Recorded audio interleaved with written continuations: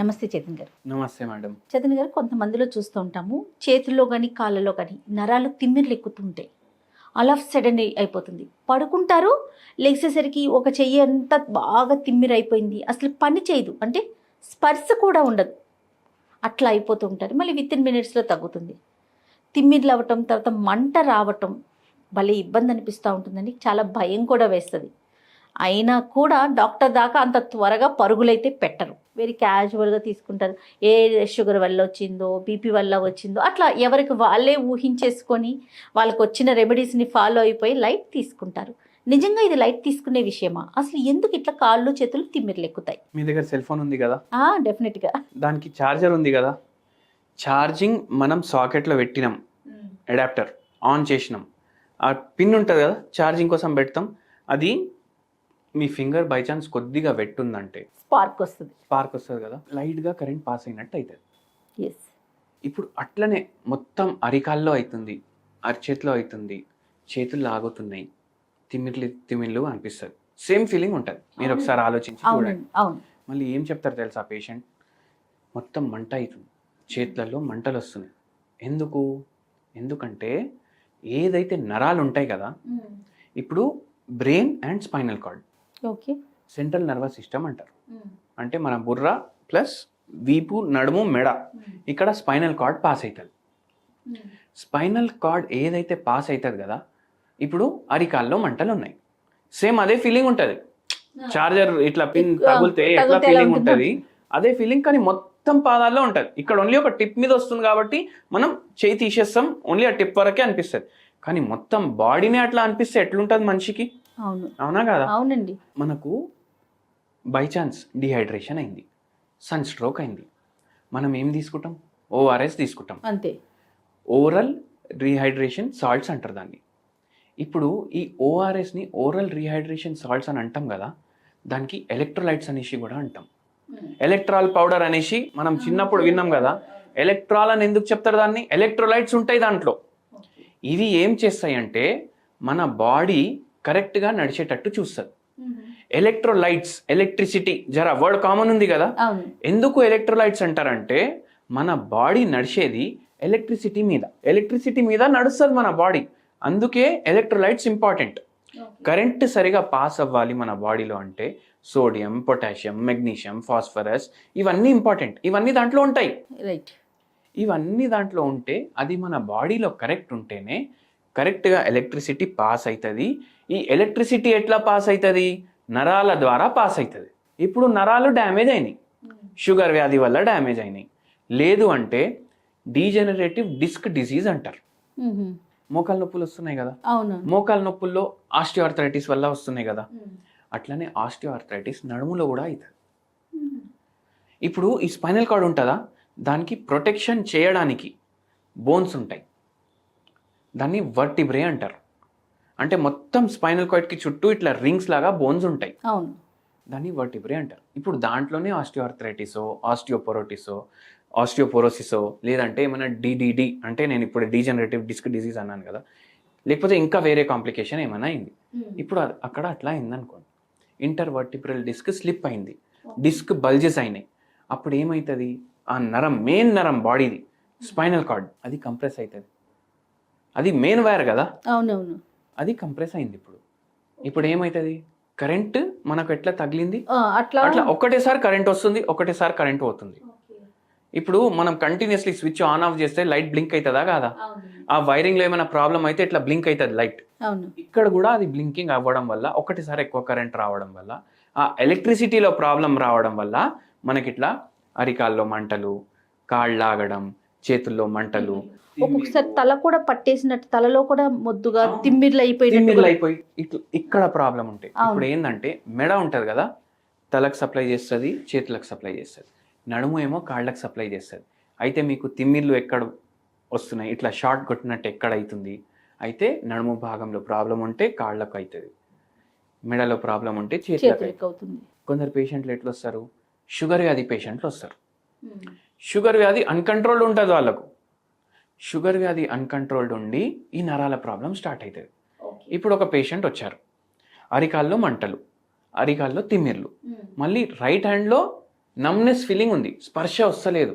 Okay. Left హ్యాండ్లో స్పర్శ ఉంది కానీ మంటలు ఉన్నాయి. అయితే మనం హోమియోపతిలో ఏదైతే సిమ్టమ్స్ ఉంటాయి కదా డీటెయిల్గా తీసుకుంటాం.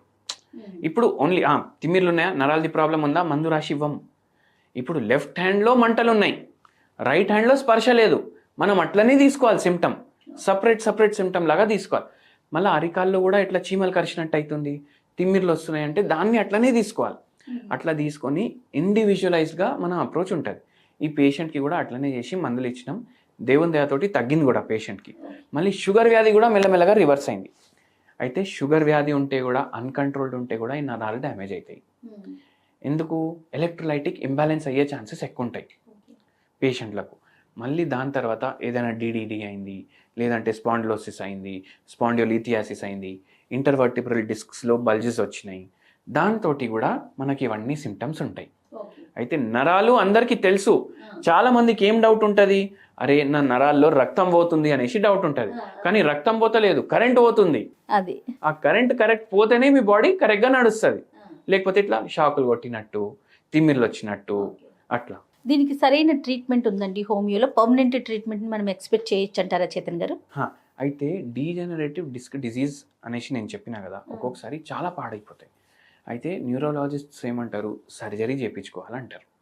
ఇప్పుడు మోడర్న్ మెడికల్ సైన్స్ ప్రకారం అయితే సర్జరీ చేయించుకోవాలి. అయితే ఒక పేషెంట్కి షుగర్ మొత్తం అన్కంట్రోల్డ్ ఉంది. ఆ పేషెంట్కి ఎక్కడైతే వర్టిబ్రే ఉండాలి కదా అవి జరిగిపోయినాయి. అండ్ దాంట్లో ఆస్టియోపోరోటిక్ చేంజెస్ కూడా ఉన్నాయి, డీజనరేటివ్ చేంజెస్ కూడా ఉన్నాయి. అయితే మన దగ్గర వచ్చిండ్రు, ఎవరు రెఫర్ చేస్తే మన దగ్గర వచ్చిండ్రు, సార్ నాకు ఒక్కటే అర్థం చేపియండి, నాకు ఒక్కటే మీరు సరే తగ్గుతుంది, నేనైతే తగ్గుతుంది అనేసి అంట. ఎందుకంటే హోమియోపతిలో అన్ని వ్యాధులకు ట్రీట్మెంట్ ఉంది, నేనైతే తగ్గుతుంది అనేసి అంట కదా పేషెంట్కి. పేషెంట్ నాకేమన్నారంటే, నాకు ఒక్కటే మాటకి సమాధానం చెప్పండి, డాక్టర్ ఏమంటారు ఓపెన్ చేసి సెట్ చేయాలి. ఇప్పుడు మీరు చేయి కూడా ముట్టుకుంటలేరు, ఎలా తగ్గుతుంది? ఎట్లా బోన్ మళ్ళా జరుగుతుంది, ఎట్లా జరుగుతుంది బోన్? అయితే నేనేం చెప్పినా, ఇది ఒక రోజులో అయినది 10 రోజుల్లో అయింది కాదు, మీరు స్టార్టింగ్ నుంచి గుర్తు చేసుకోండి. మీరేం పని చేస్తారని అడిగినా నేను. బ్యాంక్ ఎంప్లాయీ సార్ అన్న. మొత్తం రోజు కంప్యూటర్ ముంగట ఉంటారా? అవును ఉంటాను. ఒంగి చూస్తారా కంప్యూటర్ని? అవును చూస్తాను. ఎన్నేళ్ళ నుంచి చూస్తున్నారు? 15-20 ఏళ్ళ నుంచి నేను అదే పని మీద ఉన్నా సార్ అని అన్నారు. అయితే మీ పోస్చరే తప్పు ఉంది. పోస్చర్ తప్పు ఉండడం వల్ల మీకు స్టార్ట్ అయిన వచ్చు ప్రాబ్లం. మళ్ళీ షుగర్ వ్యాధి ఉంది. అయితే మనం ఏం చేస్తామంటే మనం మందులు ఇస్తాం. మన మందులు, హోమియోపతి మందులు డైరెక్ట్ నరాల మీదనే పనిచేస్తాయి. నరాలు ఉంటాయి కదా, అవి సిగ్నల్ పంపించాలి. ఒక మందు వచ్చింది బాడీలో, ఈ ఫలానా ప్లేస్లో ప్రాబ్లం ఉంది, అది సెట్ అవ్వాలి అనేసి నరాలు సిగ్నల్ పంపిస్తే ఆటోమేటికలీ బాడీనే సెల్ఫ్ హీల్ చేసుకుంటుంది. మీరేం చేయాల్సిన పని ఏంది? మందు టైంకి వేసుకోవాలి, పోస్చర్ కరెక్ట్ మెయింటైన్ చేసుకోవాలి. ఫుడ్ విషయంలో కేర్ తీసుకోవాలంటారా? ఫుడ్ విషయంలో డెఫినెట్లీ కేర్ తీసుకోవాలి. ఇప్పుడు షుగర్ అన్కంట్రోల్డ్ ఎందుకు ఉంది? ఎందుకంటే మన ఫుడ్ చక్కగా లేదు కాబట్టి. అంతేగా. అయితే ఫుడ్ విషయంలో మీరు జాగ్రత్తలు తీసుకోవాలి. ప్రోటీన్ కంటెంట్ ఫుడ్ ఎక్కువ చేయండి, ఫైబర్ కంటెంట్ ఫుడ్ ఎక్కువ చేయండి, కార్బోహైడ్రేట్ కంటెంట్ ఫుడ్ తక్కువ చేయండి. అంతే. అట్లా చేసుకుంటా మీరు మందులు వాడండి. పోస్చర్ మీద మీరు కొంచెం ఫోకస్ పెట్టుకోండి, మంచిగా అయిపోతుంది. ఆ పేషెంట్కి నొప్పులు, మంటలు, తిమ్మిర్లు అన్ని 4 నెలల్లో 80% తగ్గిపోయినాయి. 1.5 years 2 years పడ్డది, పూర్తిగా నయమైంది. కంట్రోలే కాదు, పేషెంట్కి కొద్ది వరకు రిపేర్ కూడా అయిపోతుంది. ఇప్పుడు 50 ఏండ్లు ఉన్నాడు పేషెంట్, లేకపోతే 60 ఏండ్లు ఉన్నాడు పేషెంట్. ఆ పేషెంట్కి మొత్తం 20 ఏండ్లో బొక్కలు ఎట్లుంటాయి అట్లా చెయ్యం, మనం చేయలేము. 60 ఏండ్లకు ఎట్లా ఉన్నాయి అట్లా చేసేస్తే కూడా అది తగ్గిపోయినట్టే కదా. సో అట్లా ఈ పేషెంట్కి కూడా అట్లనే. యాజ్ ఎర్లీ యాజ్ ఒక మంచి డాక్టర్ని కన్సల్ట్ చేయటం అనేది చాలా ఇంపార్టెంట్, అంతే కదా చేతన్ గారు? ఏదైనా దీనికి సంబంధించి ఏదైనా మంచి రెమెడీ ఉంటే చెప్తారా? మంచి రెమెడీ చెప్తాను. చూడండి, మనకు రక్తం కూడా సరిగా లేకపోతే నరాలకి బ్లడ్ సప్లై తగ్గుతుంది. నరాలకు బ్లడ్ తగ్గిందంటే ఆక్సిజన్ తగ్గుతుంది, ఐరన్ తగ్గుతుంది, మినరల్స్ తగ్గుతాయి, అన్ని తగ్గుతాయి. బ్లడ్ ఏమో మొత్తం ట్రాన్స్పోర్టేషన్ పని చేస్తుంది బాడీలో. అంటే ఆక్సిజన్ని ఒక కాడికి వెళ్ళి ఇంకో కాడికి తీసుకెళ్లడం, న్యూట్రియంట్స్ని ఒక కాడికి వెళ్ళి ఇంకో కాడికి వెళ్ళి తీసుకెళ్లడం. సో అట్లా నరాలకు కూడా బ్లడ్ తగ్గింది, షుగర్ పెరిగింది బాడీలో, ఎక్కువ షుగర్ కూడా పోతుంది అంటే నరాలు చక్కగా పనిచేయవు ఒక్కొక్కసారి. అయితే దీనికి మంచి హోమ్ రెమెడీ ఏంటంటే మునక్కాయలు ఉంటాయి కదా, మునక్కాయలు డైలీ ఏదో రూపంలో మీ డయట్లో మీరు ఇంక్లూడ్ చేసుకోండి. పప్పు చేసుకుంటే మునక్కాయలు వేసుకోండి, సాంబార్ చేసుకుంటే మునక్కాయలు వేసుకోండి, ఒకరోజు మునక్కాయ కర్రీ చేసుకోండి. మళ్ళా దీని లీవ్స్ది పౌడర్ కూడా వస్తుంది. అవును, మునగాకు పౌడర్ అది మీరు రెగ్యులర్లీ మీ డయట్లో వాడండి. ఓకే. దాని పొడి కూడా వస్తుంది. పొడి ఇప్పుడు పుట్నాల పొడి వేసుకొని మనం తింటాం కదా, దోశల మీద వేసుకుంటాం, అవునవును. అట్లా మునక్కాయల పొడి కూడా వస్తుంది. అది మీరు ఇంట్లో సెల్ఫ్గా ప్రిపేర్ చేసుకోవాలి. బయటికి వెళ్ళి తెస్తే ఏం ఆయిల్ వాడతారు, ఏం వేస్తున్నారు, ఎంత మునక్కాయలు వేస్తున్నారు మనకు తెలియదు కదా. ఇంట్లో చేసుకోండి. ఇంట్లో చేసుకుంటే మీరు హైజీనిక్గా ప్రిపేర్ చేసుకుంటారు. ఏది హెల్త్కి మంచివి ఆ ఐటమ్స్ వాడి ప్రిపేర్ చేసుకుంటారు. డైలీ 2 బుక్కలు మీరు రైస్ తోటి అది కలుపుకొని తినండి. ఓకే, చాలా బెటర్ ఉంటుంది. మళ్ళీ ఇంకోటి ఫ్యాసినేటింగ్ నేను చెప్తాను. ఇప్పుడు దీంట్లో ఎన్ని బెనిఫిట్స్ ఉన్నాయి అంటే మనకు బోన్స్కి బెనిఫిట్, జాయింట్స్కి బెనిఫిట్, మనకు స్లీప్కి బెనిఫిట్. ఏమైందంటే నేను ఒకసారి చండీగఢ్ పోయినా. డైలీ హోటల్లో బ్రేక్ఫాస్ట్ బుఫే ఉంటారు కదా, నేను ఇడ్లీ సాంబార్ తీసుకొని తింటున్నా. నా పక్క టేబుల్ మీద వాళ్ళు అక్కడ వాళ్ళే ఉండే.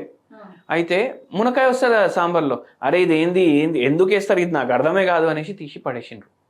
అది బంగారంకి సమానం మన బాడీకి. అవును. సో దీని హెల్త్ బెనిఫిట్స్ మీరు తెలుసుకోండి. తెలుసుకున్న తర్వాత మీరు ఆటోమేటిక్ ఇంక్లూడ్ చేసుకుంటారు మీ డయట్లో. రైట్ అండి, థ్యాంక్ యూ సో మచ్. నమస్తే.